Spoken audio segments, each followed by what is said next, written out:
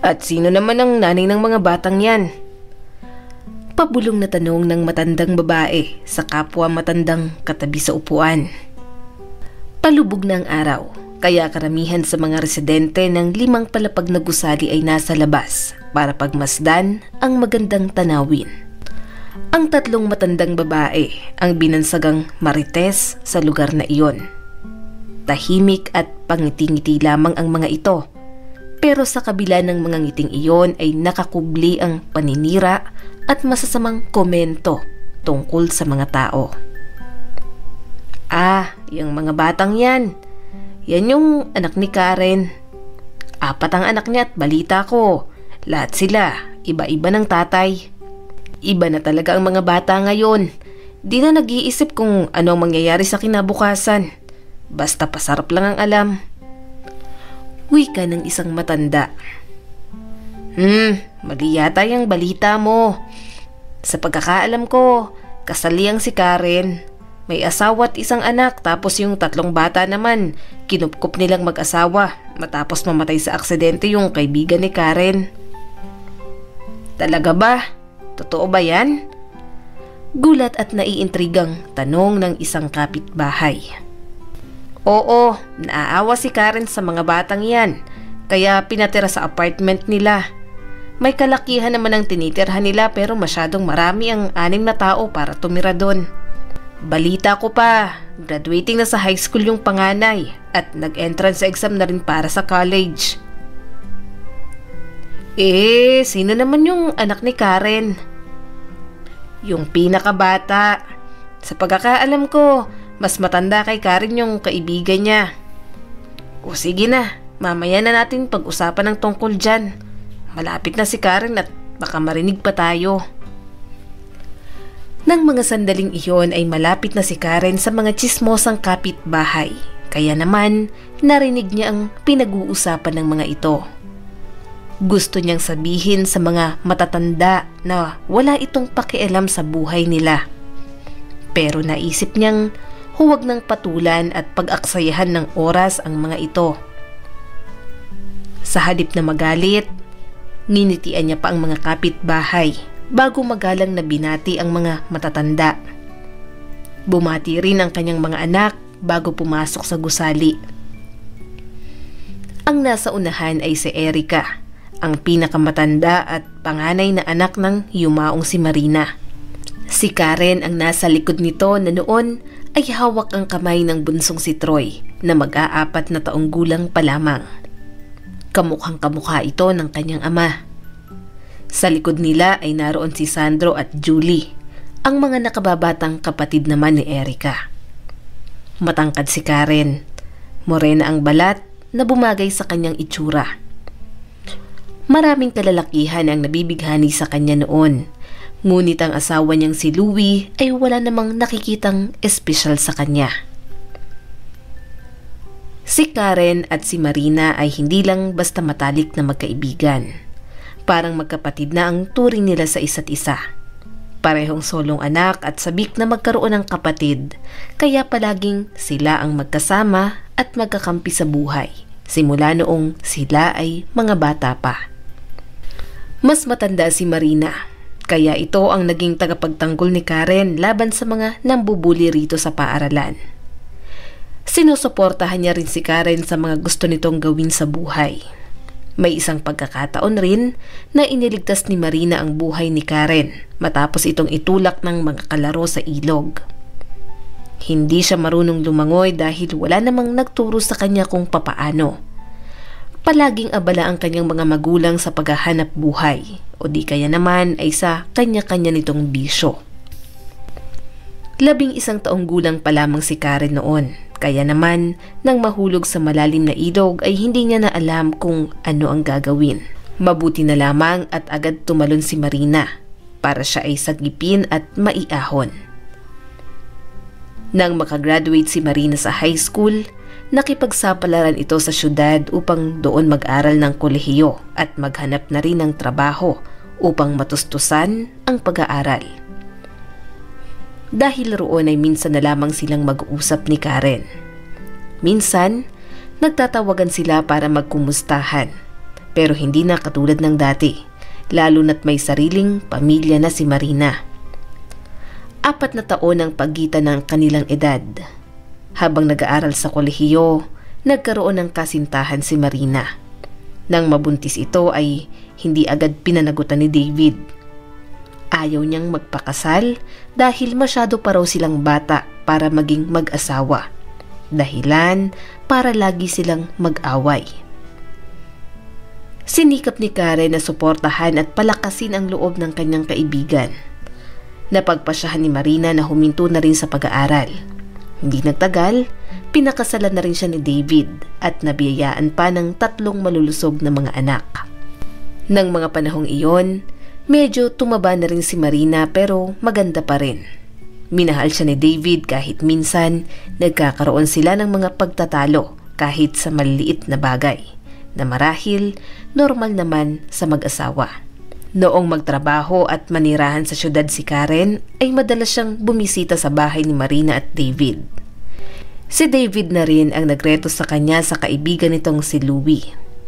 Naging magkasintahan sila at hindi nagtagal ay napagpasyahan na rin magpakasal. Maraming taon rin ang kanilang hinintay bago magkaanak.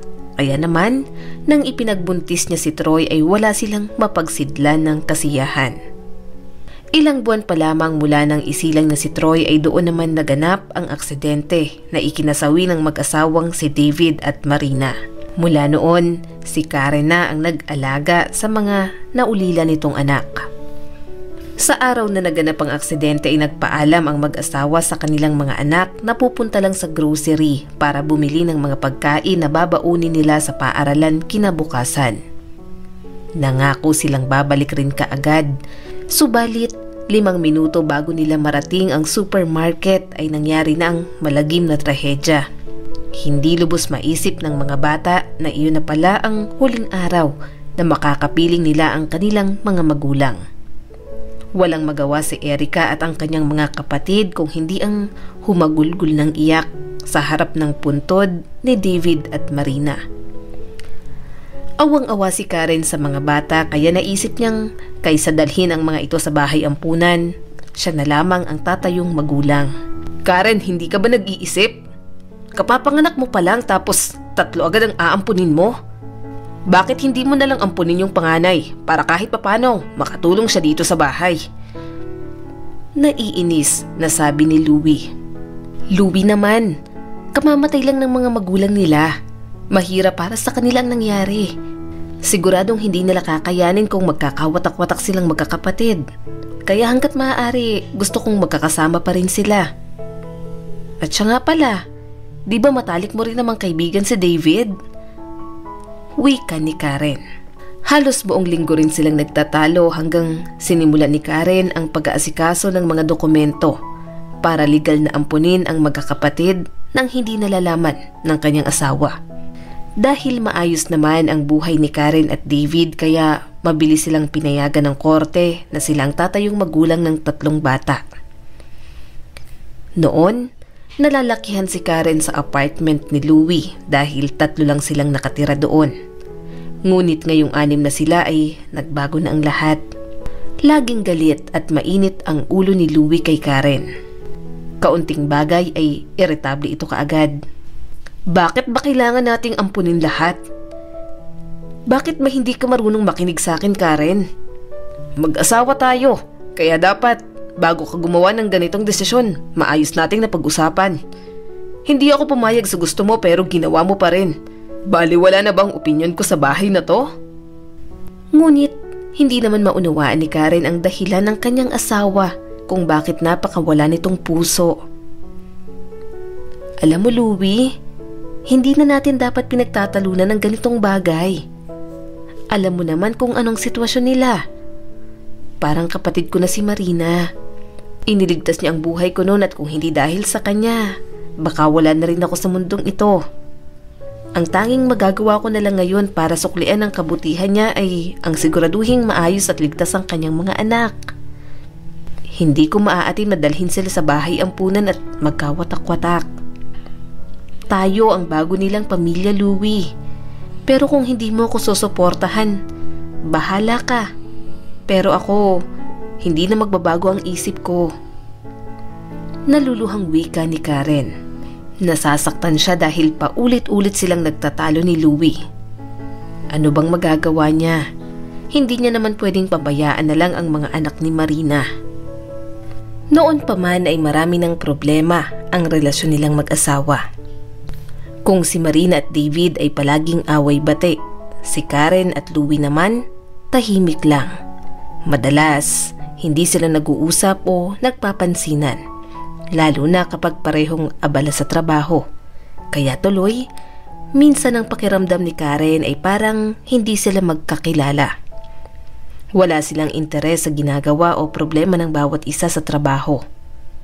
Noon, laging sinasabi ni Louie na ayaw niyang magtrabaho para sa ibang tao. Kaya sa halip na mag-apply sa malalaking kumpanya ay mas pinili niyang magtayo na lamang ng sariling negosyo. Nagba-buy and sell si Louie ng mga gamit at appliances na pangbahay at pang-opisina. Nagrenta rin siya ng truck na ginagamit niya sa pagde-deliver sa mga customer.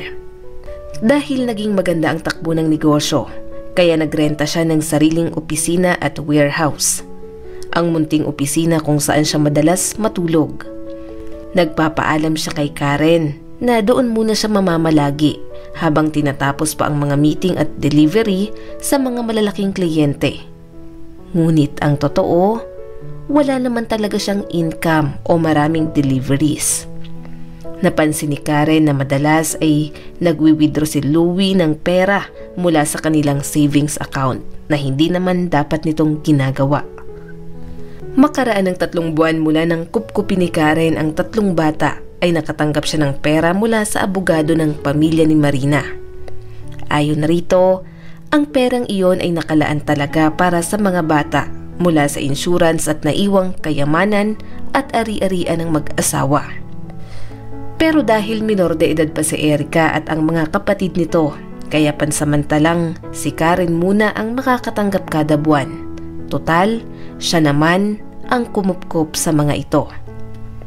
Mula nang makatanggap ng pera para sa allowance ng mga bata ay napagpasyahan ni Karen na mag-resign sa trabaho para mas maasikaso niya ang mga ito. Kasabay noon, bigla ring nagbago ang pananaw ni Louie sa mga batang inampon. Kung dati ay pabigat at konsumisyon ang tingin niya sa mga ito, ngayon ay parang kayamanan at pera na ang turing niya sa magkakapatid. Ginto pa lang mga batang yan. Abot na yung ngiti ni Louie. Napailing na lamang si Karen. Ang perang matatanggap natin kada buwan ay para sa mga bata. Pag-imporma niya sa asawa. Subalit sa kabila noon ay palaging humihingi ng pera si Louie kay Karen. Mabilis na lumipas ang mga taon. Nung unay akala ng panganay na si Erica ay ginagamit lamang sila ni Karen. Akala niya, pilit nitong pinapalitan ng kanilang mama Marina. Pero di nagtagal, napagtanto niyang mabait lang talaga si Karen at talagang malapit sa yumao nilang mga magulang. Si Karen ang naging takbuhan niya tuwing may problema, mapapaaralan man o sa love life. Sa edad na 16 ay mayroon ng kasintahan sa Erica. Tinanggap ni Karen ang nobyo nito sa kanilang tahanan ng maayos at itinuring na rin na parte ng pamilya. Isang bagay na marahil ay alam niyang gagawin rin ni Marina kung nabubuhay pa ito. Nang mga panahong iyon, bihira na lang umuwi ng bahay si Louie. Mas madalas pa itong matulog sa opisina kaysa sa bahay. Sinikap ni Karen na pagkasyahin ang natatanggap na allowance kada buwan. Ngunit dahil maraming gastusin, dagdag pa ang madalas na pag-withdraw ni Louie. Kaya kulang at kulang ang kanilang pera, dahilan para maisipan ni Karen na maghanap ng ibang mapagkakakitaan. Isang araw, nabanggit ni Aling Trining na mas maganda raw kung mag-apply si Karen bilang kasambahay para sa mga mayayaman. Si Aling Trining ang nagpe-presentang mag-alaga kay Troy tuwing tanghali pagka-uwi nito galing sa paaralan. Aling Trining, ano pong ibig niyong sabihin? Sa pagkakaalam ko po, yung mga mayayaman may regular na kasambahay naman. Ganito yun, Karen. Yung manugang ko, tumatanggap lang ng kliyente mula sa agency kung saang bahay o condo unit maglilinis. May natatanggap silang instruction kung saan lang ang dapat linisin o ilang oras lang maglilinis. Base sa kwento ng manugang ko, merong mga anak ng mayayaman na nagpapalinis ng condo unit, lalo na yung estudyante o nag-oopisina. Meron namang magpapakain ka lang ng alagang hayop sa bahay o magdidilig ng halaman. Meron namang mga mayayaman na nasa bakasyon at gusto lang magpalinis ng bahay bago sila umuwi. Karamihan hindi na kumukuha ng kasambahay, lalo na kung wala namang anak. Tumatawag na lang sila sa cleaning agency kung kailan nila gustong magpalinis ng bahay para mas makatipid. Minsan naman, kung hindi magpapalinis ng bahay ang customer, merong magpapaalaga ng bata o magpapaalaga ng aso pero per oras ang bayad. Mas malaki yun kumpara sa mga nag-oopisina ng 8 oras. Pag sineswerte, yung iba may bonus pang binibigay ang kliyente.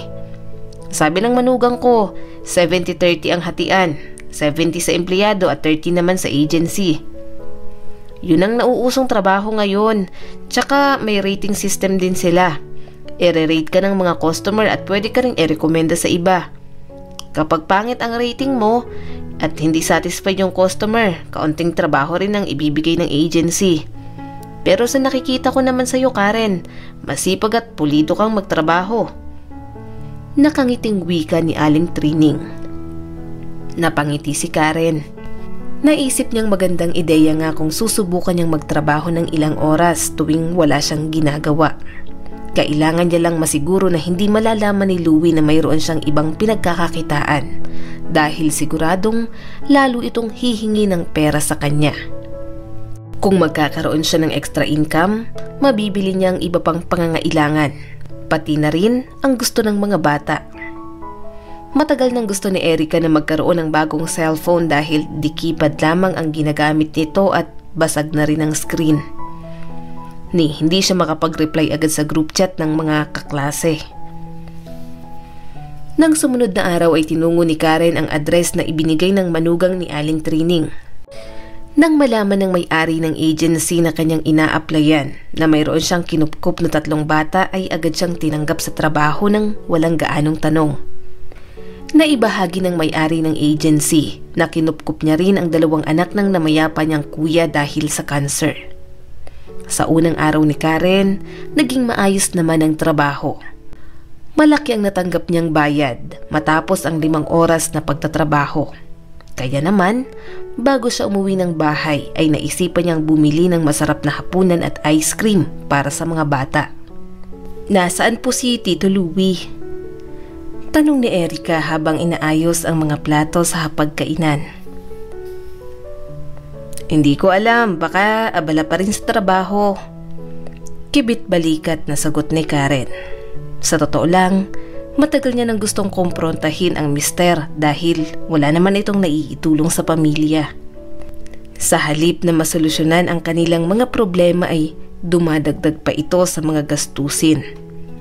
Hindi tulad ng ibang asawa na talagang responsable at nagpapakahirap para gumanda ang buhay. Mula ng kupkupin ni Karen ang 3 bata ay hindi na nagbigay ng pera si Louie sa kanya. Ito pa ang palaging nagwi-withdraw at bumabawas sa allowance ng mga bata. Dati, si Louie pa ang nagpe-presentang mag-grocery. Uuwi ito ng bahay na maraming dalang pasalubong. Pero nitong mga nakaraang buwan, uuwi siyang mainit ang ulo. May dalang maruming damit at puno ng reklamo. Kesyo nakakasawa at paulit-ulit na lang daw ang nilulutong ulam ni Karen, hindi naman masarap. Napapabuntong hininga na lamang si Karen sa mga hinaing ni Louie, kaya kung minsan, mas gusto niyang huwag na lang itong umuwi ng bahay.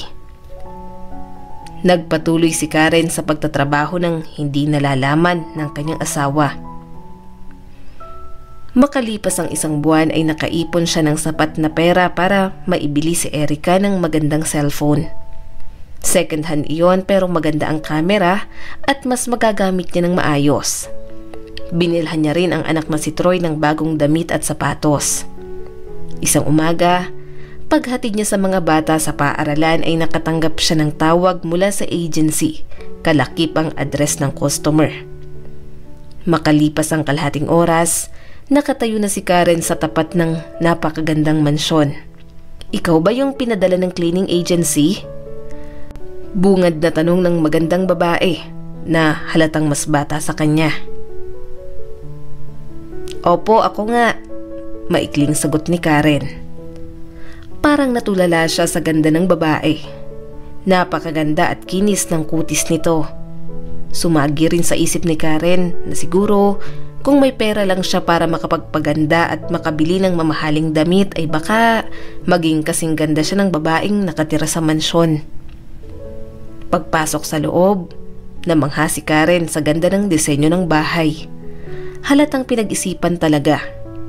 Itinuro ng babae kung saan ang dapat niyang linisin bago ito pumasok sa loob ng kwarto sa ikalawang palapag. Naroon din ang nakaunipormeng kasambahay na medyo may edad na. Siya raw ang katiwala sa mansyon. Siya ang naglilinis, nagluluto at naglalaba.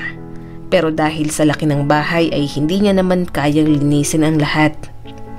Sinimulan ni Karen ang maglinis sa sala bago inisa-isa ang mga kwarto sa unang palapag. Nasa kalagitnaan pa lang ng paglilinis nang mapansin niyang pamilyar na lalaki sa larawan. Hindi siya maaaring magkamali. Si Louie iyon. Posible kayang mayaman talaga ito pero itinatago lang sa kanya ang totoo? Pero agad na pailing si Karen sa naisip niyang iyon.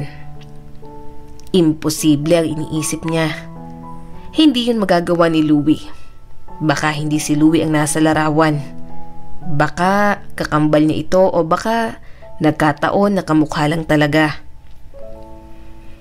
Muli niyang tinitigan ang larawan pero hindi maikakailang kamukhang kamukha talaga iyon ni Louie. Ipinagpatuloy ni Karen ang paglilinis habang iniisip kung sino kaya ang lalaking nasa larawan.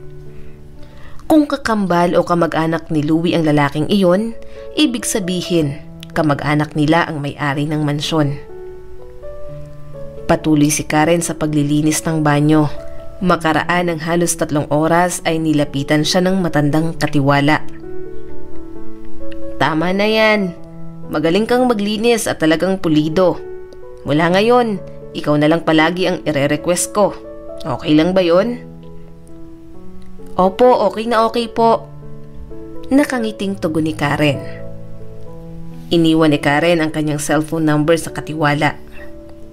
Habang naglalakad papalabas, ay muli niyang nilingon ang larawan na kamukha ni Louie.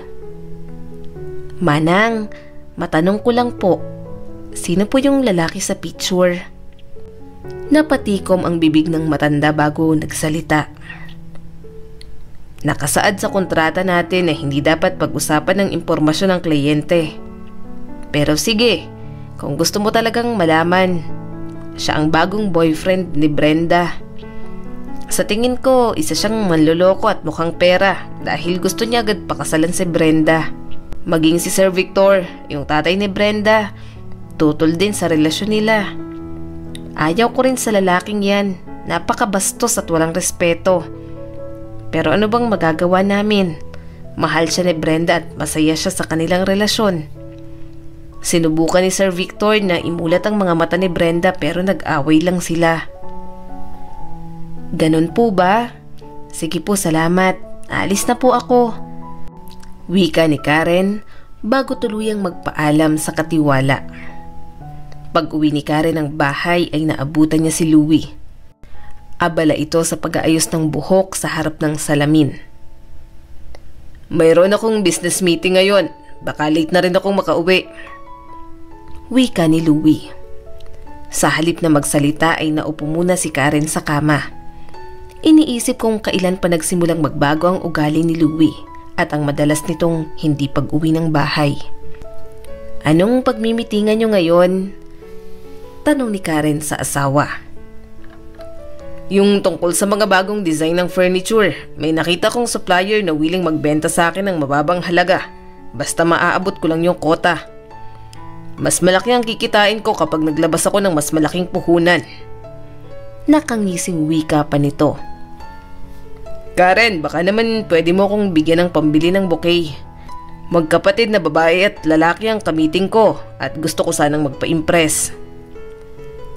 Napailing si Karen bago kinuha ang wallet. Iniabot niya kay Louie ang kalahati ng kinita niya kanina. Abot tenga ang ngiti ni Louie na kinuha ang pera. Pagkatapos nun, nagmamadali itong umalis ng bahay. Alam ni Karen ang address ng opisina ni Louie at sa tansya niya ay nasa 30 minuto lamang ang biyahe mula sa bahay nila. Chinek niya muna kung anong oras na. Siguro naman makakabalik siya bago mag-uwian ang mga bata galing sa paaralan. Sa halip na magpahinga, nagpalit si Karen ng damit bago naglakad papunta sa sakayan ng bus. Simple lang naman ang kanyang plano, ang sabihin kay Dewey na baka mayroon itong kakambal na mayaman. Siguradong interesado ang kanyang asawa na malaman kung sino pa ang natitira nitong kamag-anak. Pagbaba ng bus, naglakad si Karen patungo sa opisina ni Louie. Una niyang madadaanan ang shopping center. Sa gilid noon, may nakatayong lalaki na nakasuot ng simpleng damit at may hawak pa na gitara. "Ma'am, gusto niyo po bang kantahan ko kayo?" Tanong nito sa kanya. "Pasensya ka na pero wala akong pera." "Hindi ko naman po tinatanong kung may pera kayo." Wika nito bago nagsimulang umawit ng akapela. Gwapo ang lalaki at sa tansya niya ay nasa 34 na taong gulang na ito. Nakatayo lamang si Karen habang pinapakinggan ang magandang boses ng lalaki. "Napaka-talented mo naman," papuri ni Karen na siyang nagpangiti rito. Napasulyap si Karen sa kanyang orasan at napagtanto niyang kailangan niya ng magmadali. Nagpasalamat siya sa lalaki bago nagpatuloy sa paglalakad. Pagdating niya sa tapat ng opisina ni Louie, nakaramdam siya ng matinding kaba. Sa hindi maipaliwanag na dahilan ay para bang ayaw niyang pumasok sa loob. Huminga muna siya ng malalim bago buksan ang pinto. "Ano pong kailangan niyo? May appointment ba kayo?" Wika ng lalaki mula sa likod ni Karen. Paglingon niya ay nakita niya ang gwardya. "Ito ang opisina ng asawa ko." Lakas loob na sambit ni Karen. "Pasensya na kayo pero 6 na buwan ang bakante ang opisinang yan. Sa ngayon, imbakan na yan ang mga gamit ng may-ari ng gusaling ito." Dagdag pa ng security guard. Gayunpaman, binuksan pa rin ito ang pinto para maipakita sa kanya na wala na talagang nagrerenta doon. Nanlaki ang mga mata ni Karen habang pinagmamasdan ang loob ng silid. Iyon nga ang dating opisina ni Louie. Iyon ang parehong mesa at upuan na binili nila noong nagsisimula pa lamang ito sa negosyo. Pero ngayon, naging bodega na. Nagpasalamat si Karen sa gwardya bago dali-daling tinungo ang sakayan ng bus. Dumaan siya sa ibang ruta para hindi niya makasalubong o makita ang musikero sa shopping center. Ayaw niyang makita siya nitong malungkot. Baka mamaya, umawit na naman ito at hindi niya na magawang pigilan ang pagpatak ng mga luha. Sumakay siya ng bus papunta sa paaralan para sunduin na ang mga bata. Pagka-uwi ng bahay, agad niyang inilabas ang karne para makapagluto na. "Ako na po ang maglilinis, Tita Karen." "Bakit po pala mukhang malungkot yata kayo?" tanong ni Erica. Napabuntong hininga si Karen. Hindi niya alam kung ano ang sasabihin na rito. Dagman na ito kay Marina. Mabilis mapansin ang pagbabago sa mood o ugali ng ibang tao. "Pagod lang ako. Magiging okay din ako mamaya." Maikling sagot ni Karen. Kinagabihan, nakatanggap siya ng mensahe mula kay Louie. Hindi raw siya makakauwi. Baka sa susunod na araw pa siya makabalik dahil isinama siya ng kanyang business partner sa warehouse nito upang i-check ang mga produkto na kanilang ibebenta. Magaling gumawa ng kasinungalingan si Louie. Kaya naman, Kung walang alam si Karen ay maniniwala siya sa lahat ng kasinungalingan ng asawa. Noong gabing iyon ay hindi makatulog si Karen. Alam niyang nagsisinungaling si Louie. Pero kailan at sa anong dahilan? Umuwi nga ng bahay si Louie makaraan ng 2 araw. Wala man lang bakas ng pagka-guilty sa mukha nito. Ni hindi rin siya nagtanong kung kumusta na ba ang kanilang anak na si Troy o ang mga bata. Ngumiti lang si Karen at hindi na nagtanong pa sa kanyang asawa. Naisip niyang sa halip na tanungin ito ay mas makabubuting lihim niyang sundan si Louie saan man ito magpunta. Pagkakain ay naligo ito at nagbihis. Wala pa mang 3 oras mula nang umuwi ito ng bahay ay paalis na naman ito. Nag-aalala si Karen na baka hindi niya mapuntahan ng ibang customer pero okay lang yon. Basta mahuli niya si Louie sa kung anuman ang ginagawa nitong kalokohan. Inis na inis si Karen dahil nagawa pa nitong humingi sa kanya ng pambili ng bulaklak na para naman pala sa kabit nito. Ang perang pinaghirapan niya sa paglilinis at pagkukudkod ng inidoro. Parang aatakihin sa puso si Karen nang makita si Louie. Bumaba ito sa tapat ng mansyon. Ang parehong mansyon kung saan siya naglilinis. Si Brenda mismo ang nagbukas ng gate at hinalikan pa nito si Louie sa pisngi bago sila magkahawak kamay na pumasok sa loob. Agad tumakbo si Karen papalapit sa gate upang pigilan iyon na mag-lock. Marahan siyang naglakad sa garden. Dumaan siya sa gilid ng bahay kung saan nakikita niya mula roon ang paglalandian ni Brenda at ni Louie. Nakaupo ang mga ito sa sofa. Ang mismong sofang nilinis niya nung nakaraang araw. "Ang kapal ng mukha mo!" sigaw niya kay Louie. Hindi niya na napigilan ang sarili kaya pumasok na siya sa loob. Hindi agad nakapagsalita si Louie na noon ay hindi makapaniwala sa kanyang nakikita. Si Brenda naman ay halatang nagulat din. "Diba ikaw yung bagong tagalinis dito sa mansyon? Anong ginagawa mo rito at paano ka nakapasok?" "Oo, tama ka. Ako nga ang tagalinis ng bahay na to at ako rin ang asawa ng lalaking katabi mo. Ako ang legal na asawa ni Louie dahil kasal kami." "Brenda, magpapaliwanag ako. Ipapaliwanag ko sa iyo lahat." Wika ni Louie na natataranta at halos lumuhod na sa harap ni Brenda. "Para malaman mo, mayroon na kaming anak. Anong klase kang babae para makipagrelasyon sa lalaking pamilyado na?" Galit na sabi ni Karen kay Brenda. "Ayusin niyo kung anong problema niyo. Huwag niyo akong idamay dito." Wika ni Brenda bago umakyat sa kanyang kwarto. Dahil sa galit, dinampot ni Karen ang paso na nakapatong sa mesa at inihagis yun kay Louie.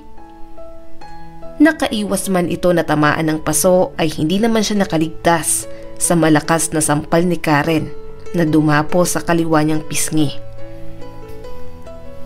Matapos noon, naglakad na si Karen palabas ng mansyon. "Hihiwalayan kita. Magpa-file ako ng annulment. Baliw ka na, Karen. Ni hindi mo makontrol ang sarili mo." Sigaw pa ni Louie. Nagpatuloy si Karen sa pag-iyak hanggang makauwi ng bahay. Nakasalubong niya si Aling Trining pagpasok ng pinto. "Karen, anong nangyari?" "Maupo ka muna, ipagtitimpla kita ng tsaa." Wika ng matanda bago dali-daling tinungo ang kusina. Makaraan ng 10 minuto ay kumalma na si Karen kaya naikwento niya kay Aling Trining ang lahat ng mga nangyari. Anong balak mo ngayon, iha?" "Balak ko pong mag-impake na ng mga gamit. Aalis kami ng mga bata. Aalis kami rito dahil ayaw ko nang makita pa o makasama yung si Louie. Siguro doon muna kami titira ng mga bata sa bahay ni na Marina. Total, kaaalis lang nung tenant doon.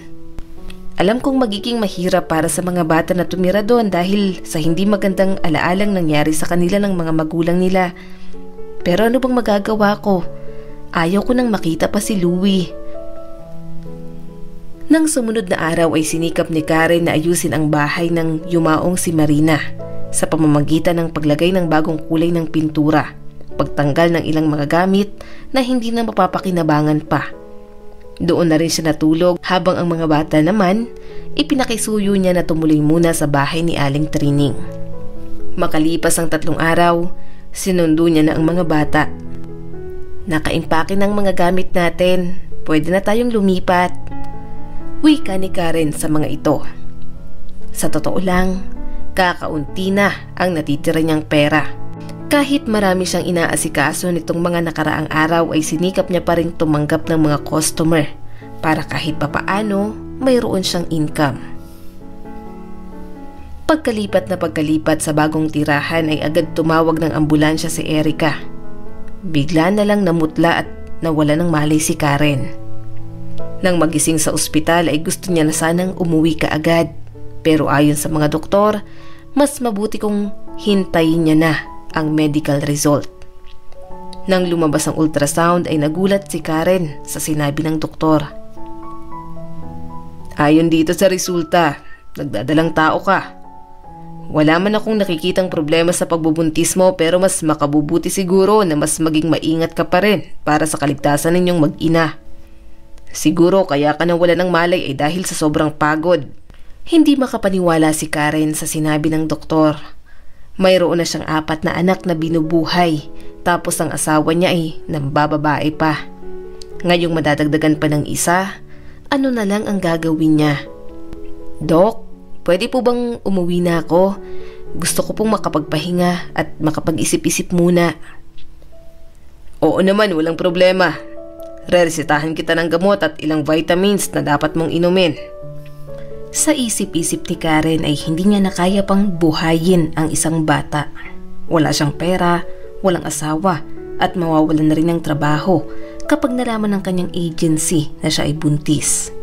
Sa kabilang banda naman ay ayaw niyang ipalaglag ang bata dahil matagal niyang hinintay na muling mabuntis. Lalong hindi niya naman maaatim na ipaampun ito. Kahit naman nagloloko si Louie ay walang kasalanan ang sanggol na nasa kanyang sinapupunan. Pag-uwi ng bahay, tinawagan niya si Aling Trining upang sabihin ang lahat. Karen, alam mo ba, nung kabataan ko ay nakagawa ako ng matinding kasalanan. Ipinalaglag ko ang aking ipinagbubuntis at pagkatapos nun, muntik na akong mamatay dahil sa matinding pagdurugo.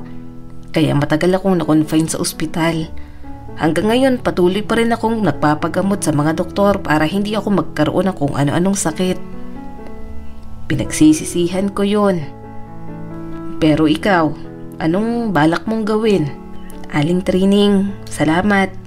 Nakapagdesisyon na po ako. Isisilang ko po ang batang ito. Napabuntong hiningang wika ni Karen. Ilang sandali pa ay sinabi niya sa mga bata na magkakaroon na sila ng isa pang kapatid. Pero hindi naman po namin kayo totoong mama. Sambit naman ni Julie. Oo, tama ka. Hindi ako ang tunay niyong mama.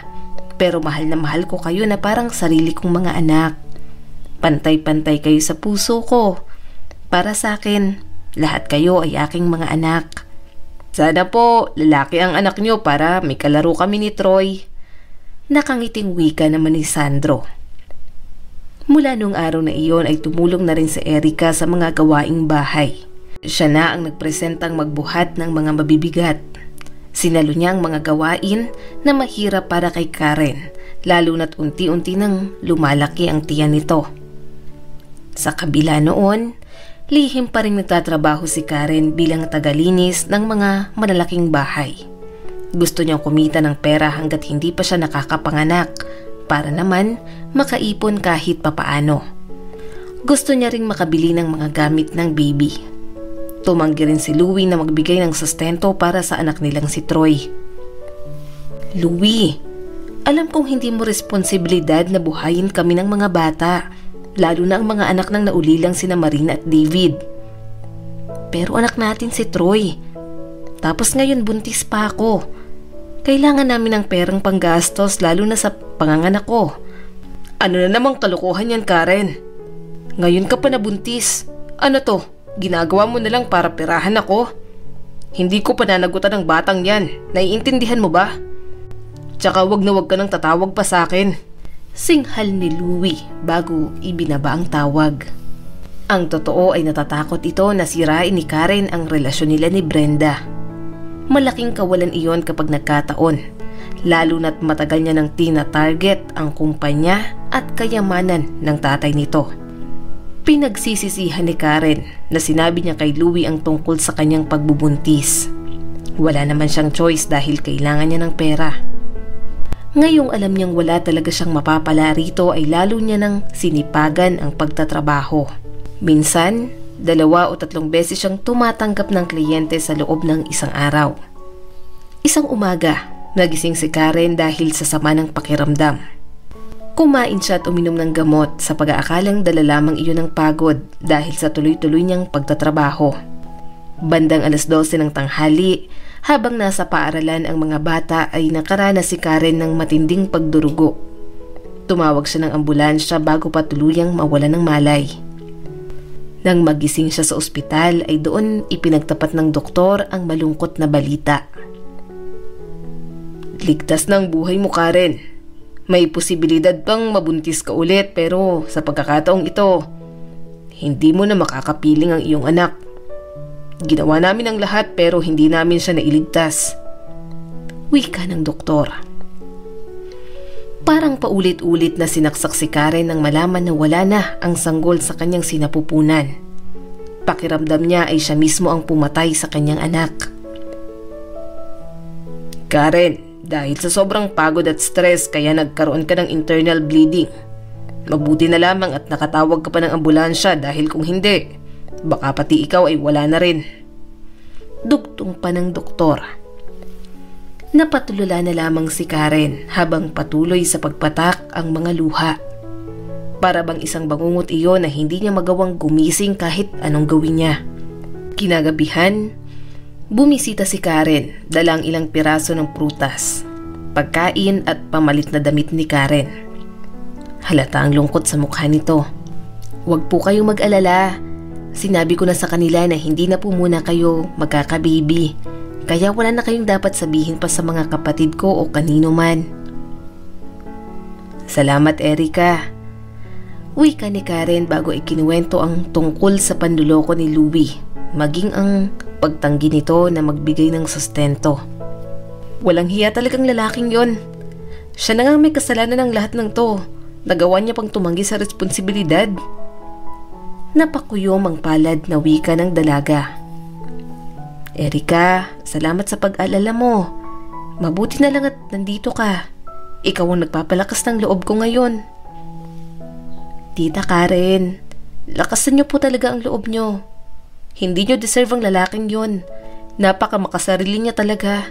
Huwag kayong mag-alala. Ako na muna ang bahala sa mga kapatid ko sa bahay. Magpahinga na muna kayo. Salamat, Iha. Naluluhang sambit ni Karen. Nang mga sumunod na araw, sinikap niyang makarecover. Mabuti na lamang at masipag at maunawain ang kanyang mga anak, lalo na si Erica. Wala siyang naging problema sa mga gawaing bahay. Dahil hindi naman magbabayad ng renta kaya pinagkakasya niya na lamang ang matatanggap na allowance para sa mga bata. Makaraan ng halos 1 buwan, bumalik si Karen sa pagtatrabaho. Paisa-isa lamang ang tinatanggap niyang customer para hindi mapuwersa ang kanyang katawan. Ayaw niya na rin manatili lang sa bahay dahil kung ano-ano lang ang pumapasok sa isip niya. Isang araw, habang naglalakad pa uwi ay muli niyang nakasalubong ang musikero. Inawit nito ang parehong kanta nung una silang magkita. Salamat, nakangiting wika ni Karen. Salamat din. Ang totoo niyan, matagal kong hinintay na makita ka ulit. Siya nga pala, kung di mo mamasamain, pwede ba kitang yayaing magmerienda? Tumango si Karen. Maaga pa naman at mamaya-maya pa ang uwi ng mga bata. Ako nga pala si Kevin. Ikaw, anong pangalan mo? Ako naman si Karen. Salamat dito sa merienda. Sa hindi maipaliwanag na dahilan ay magaan ang loob niya kay Kevin. Mukha naman itong mabait at masaya ring kausap. Sana magkita tayo ulit. Abot ay ngang ngiti ng lalaki. Kevin, pasensya ka na pero mayroon akong 4 na anak. Tsaka nasa proseso pa ang annulment namin ng asawa ko. Kung ganun, sa susunod, isama mo ang mga anak mo para makilala ko silang lahat. Tsaka pwede ko silang awitan kung gusto mo. Sige, sa susunod kapag wala silang pasok, ipapakilala ko sila sa'yo. Nakangiting sabi ni Karen. Pagdating ng araw ng Sabado ay muli silang nagkita sa parehong lugar. Mukhang masaya naman ang mga bata dahil nakikipaglaro ang mga ito kay Kevin na para bang matagal na silang magkakakilala. Napansin ni Karen na kahit luma na ang suot nitong damit ay malinis iyon. Mabango rin si Kevin at halatang hindi naman pulubi.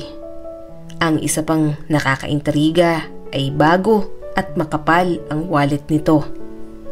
Kevin, wag mo sanang mamasamain pero pwede ko bang malaman kung sino ka talaga at anong trabaho mo?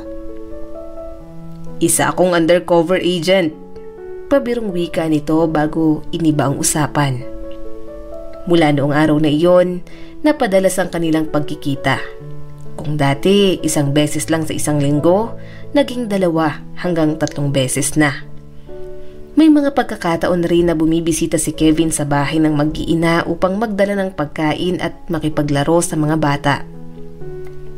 Kevin, nandyan ka ba sa tapat ng shopping center? Tanong ni Karen isang hapon. Balak niya sana itong hiyain na maghapunan.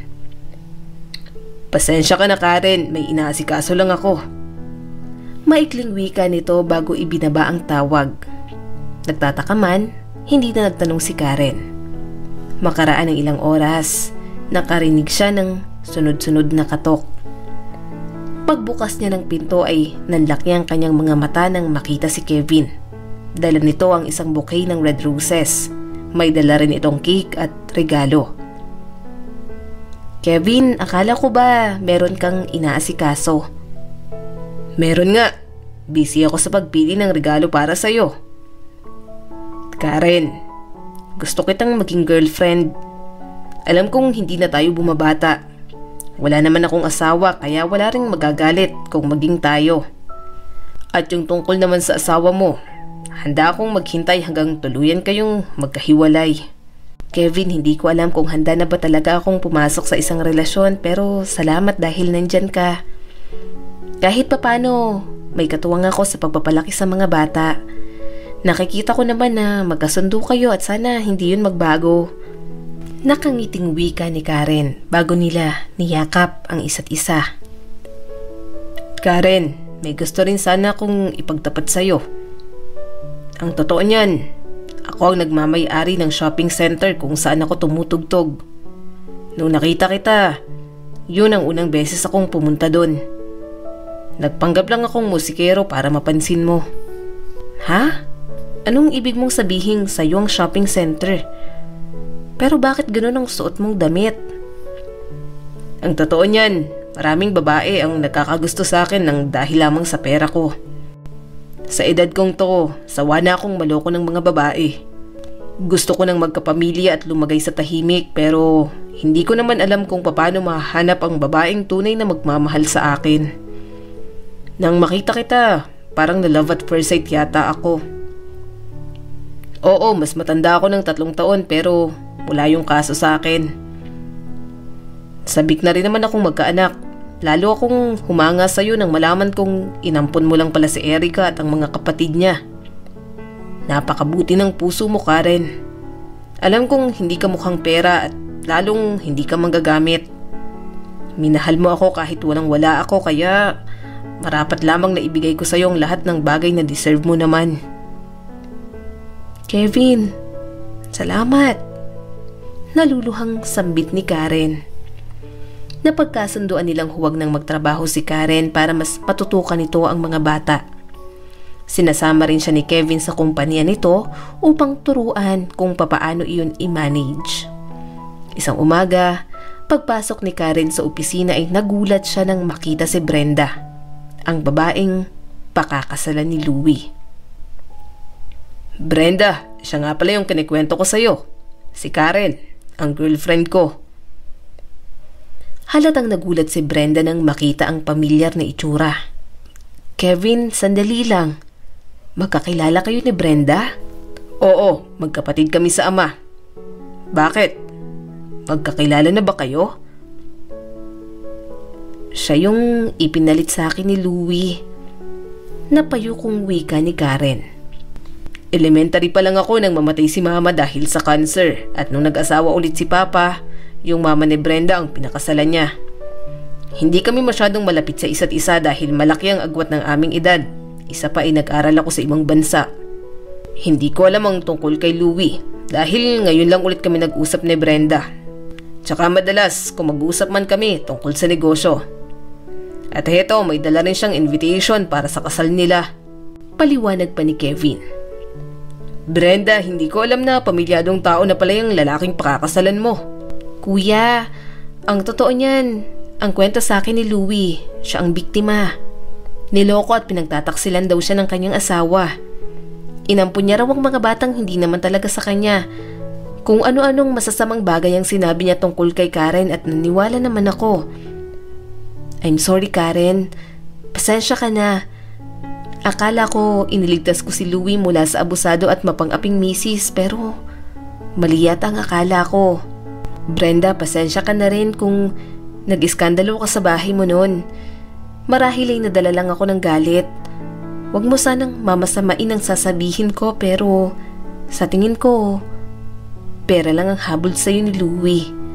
Ni ayaw niyang magtrabaho at wala rin siyang balak panagutan ang responsibilidad niya sa amin ng mga anak niya. Ayaw niyang ang ampunin namin yung mga naulilang anak ng aking matalik na kaibigan pero siya itong nangungunang gumastos ng monthly allowance ng mga bata. Lagi siyang humihingi ng pera. Akala ko para sa negosyo pero nung puntahan ko yung opisina niya, matagal na palang sarado. Napabuntong hiningang wika ni Karen. Alam mo Karen, bago dumating si Louie sa buhay ko, marami na akong nakarelasyon pero wala namang nagtagal. Hanggang nakilala ko si Louie.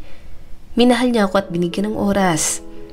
Hindi naman ako tanga para hindi mapansin na interesado siya sa pera ko pero desperada na talaga akong makapag-asawa.